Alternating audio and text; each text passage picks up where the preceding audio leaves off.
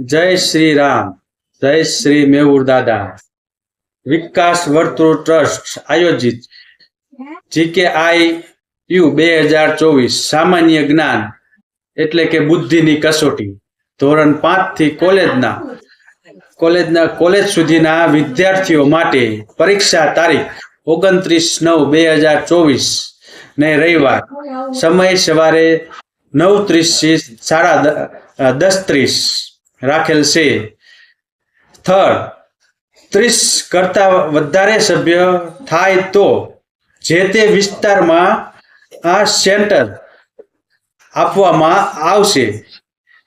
જો આપણે સુરેન્દ્રનગર જિલ્લામાં સુરેન્દ્રનગર મેહુરધામ સોસાયટી જો 30 કરતા વધારે કે અથવા 30 વિદ્યાર્થી થાય તો આપણે સુરેન્દ્રનગર મેહુરધામ સોસાયટીમાં સ્થળ નક્કી કરેલ છે। તો આપ રજીસ્ટર કરવાની છેલ્લી તારીખ 19/9/2024। GKIU ની પરીક્ષા ફી 70 રૂપિયા રાખેલ છે। બાબર સમાજ વિદ્યાર્થી પ્રતિનિધિના માર્ગદર્શન મુજબ 30 કરતા વધારે સંખ્યાનું ગ્રુપ બનાવી આ પરીક્ષા આપવા માંગતા હોય તો તે ફી શ્રી પંચાર કેસરી બાબર સમાજ ચેરિટેબલ ટ્રસ્ટ ગાંધીનગર દ્વારા ભરવામાં આવશે। એટલે કે આપણે કોઈ ફી દેવાની થતી નથી। જે 70 રૂપિયા ફી છે તે ફી આપણે દેવાની થતી નથી। તે પંચાર કેસરી બાબર સમાજ આપણને આપવાના છે, બરોબર।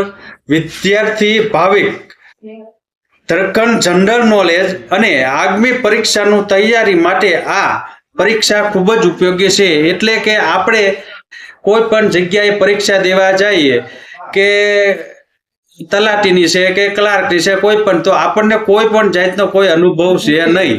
તો આપણે આ પરીક્ષા આપણે આપી તો આપણને થોડુંક એમાંથી જનરલ નોલેજ શીખવા મળે, પરીક્ષા કેવી રીતે આપણે આપવી તે માટે આયોજન કરેલ છે। દરેક તાલુકા જિલ્લાના પ્રતિનિધિ શ્રી અને નીચેની વિગતો પ્રમાણે વિદ્યાર્થીને માહિતી એકત્રિત કરવી કે પૂરું નામ કે ગામનું નામ, તાલુકો કે જિલ્લો અને ધોરણ, માધ્યમિક ગુજરાતી કે આપણે ગુજરાતી કે ઇંગ્લિશ જે કંઈ હોય તે, અને મોબાઈલ નંબર તે આપણે એકત્રિત કરી અને તે રીતે ફોર્મ ભરવું। કુલ કેચે સાદા કાગળમાં વાંચન તેવા સ્વસ્થ અક્ષરે ગુજરાતીમાં લખવું। મિનિમમ 30 થી સંખ્યા થાય બાદ જ તમારા વિદ્યાર્થીની યાદી એક સાથે મોકલવી। 5, 10 કે 15 નામ કેટલે કે મોકલશો। વિદ્યાર્થીની યાદી એક સાથે મોકલવી। 5, 10 કે 15 કટકે મોકલાશો તો તે સ્વીકારવામાં આવશે નહીં। આ જે કંઈ કાર્યક્રમ થાય છે તે આપણા બાળકો અથવા વિદ્યાર્થી માટે બહુ જ ઉપયોગકારી છે કે આગળ સામાન્ય જ્ઞાન કે સામાન્ય બુદ્ધિ તો બધામાં હોય, જ્ઞાન પણ હોય, પણ કોઈ પણ વ્યક્તિ ઉપયોગ કરતા નથી। તેથી આ બધું આયોજન થાય તો સૌને અંદરની જે વિકાસ, જે બુદ્ધિનો વિકાસ છે એ બધો આગળ વધે અને આપણા બાળકો આગળ આવે તે પ્રયાસ છે। જય શ્રી મેહુર દાદા। જય શ્રી રામ।